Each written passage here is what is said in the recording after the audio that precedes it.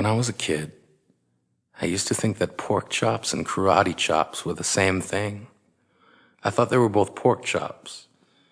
And because my grandmother thought it was cute, and because they were my favorite, she let me keep doing it. Not really a big deal.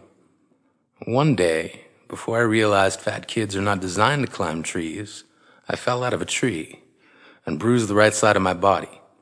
I didn't want to tell my grandmother about it because I was scared I'd get in trouble for playing somewhere I shouldn't have been.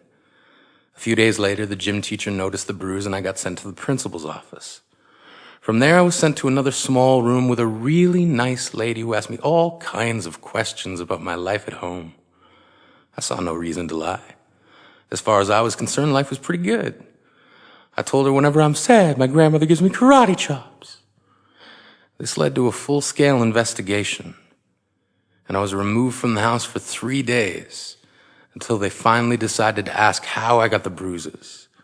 News of this silly little story quickly spread through the school, and I earned my first nickname, Pork Chop. To this day, I hate pork chops. I'm not the only kid who grew up this way, surrounded by people who used to say that rhyme about sticks and stones. As if broken bones hurt more than the names we got called, and we got called them all. So we grew up believing no one would ever fall in love with us, that we'd be lonely forever, that we'd never meet someone to make us feel like the sun was something they built for us in their tool shed. So broken heartstrings bled the blues as we tried to empty ourselves so we would feel nothing. Don't tell me that hurts less than a broken bone. That an ingrown life is something surgeons can cut away, that there's no way for it to metastasize, it does. She was 8 years old. Our first day of grade 3 when she got called ugly. We both got moved to the back of class so we would stop getting bombarded by spitballs. But the school halls were a battleground where we found ourselves outnumbered day after wretched day. We used to stay inside for recess because outside was worse. Outside we'd have to rehearse running away or learn to stay still like statues, giving no clues that we were there in grade 5. They taped a sign to the front of her desk that read, "Beware of dog." To this day, despite a loving husband, she doesn't think she's beautiful because of a birthmark that takes up a little less than half her face. Kids used to say she looks like a wrong answer that someone tried to erase but couldn't quite get the job done. And they'll never understand that she's raising 2 kids whose definition of beauty begins with the word mom.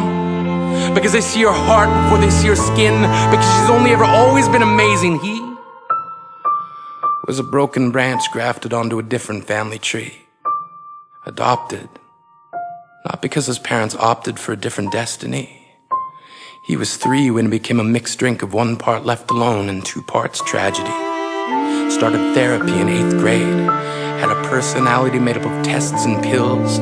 Lived like the uphills were mountains and the downhills were cliffs. 4/5 suicidal, a tidal wave of antidepressants, and an adolescence being called pauper. 1 part because of the pills, 99 parts because of the cruelty. He tried to kill himself in grade 10 when a kid who could still go home to mom and dad had the audacity to tell him, "Get over it." As if depression is something that can be remedied by any of the contents found in a first aid kit. To this day, he is a stick of TNT lit from both ends. Could describe to you in detail the way the sky bends in the moments before it's about to fall. And despite an army of friends who all call him an inspiration, he remains a conversation piece between people who can't understand. Sometimes being drug-free has less to do with addiction and more to do with sanity. We weren't the only kids who grew up this way. To this day, kids are still being called names. The classics were "Hey Stupid," "Hey Spaz." Seems like every school has an arsenal of names getting updated every year. And if a kid breaks in a school and no one around chooses to hear, do they make a sound? Or they're just background noise from a soundtrack stuck on repeat when people say things like kids can be cruel? Every school was a big top circus tent, And the pecking order went from acrobats to lion tamers, from clowns to carnies. All of these miles ahead of who we were freaks. Lobster claw boys and bearded ladies, oddities juggling depression and loneliness, playing solitaire, spin the bottle, trying to kiss the wounded parts of ourselves and heal. But at night, while the others slept, we kept walking the tightrope. It was practice, and yes, some of us fell. But I want to tell them that all of this is just debris, left over when we finally decide to smash all the things we thought we used to be. And if you can't see anything beautiful about yourself, get a better mirror. Look a little closer, stare a little longer, because there's something inside you that made you keep trying despite everyone who told you to quit. You built a cast around your broken heart and signed it yourself. You signed it. They were wrong, because maybe you didn't belong to a group or a clique. Maybe they decided to pick you last for basketball or everything. Maybe you used to bring bruises and broken teeth to show and tell but never told. Because how can you hold your ground if everyone around you wants to bury you beneath it? You have to believe that they were wrong. They have to be wrong.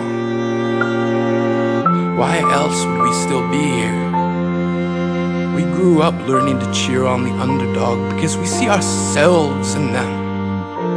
We stem from a root planted in the belief that we are not what we were called. We are not abandoned cars stalled out and sitting empty on some highway. And if in some way we are, don't worry. We only got out to walk and get gas. We are graduating members from the class of We Made It. Not the faded echoes of voices crying out names will never hurt me. Of course, they did. But our lives will only ever always continue to be a balancing act that has less to do with pain and more to do with beauty.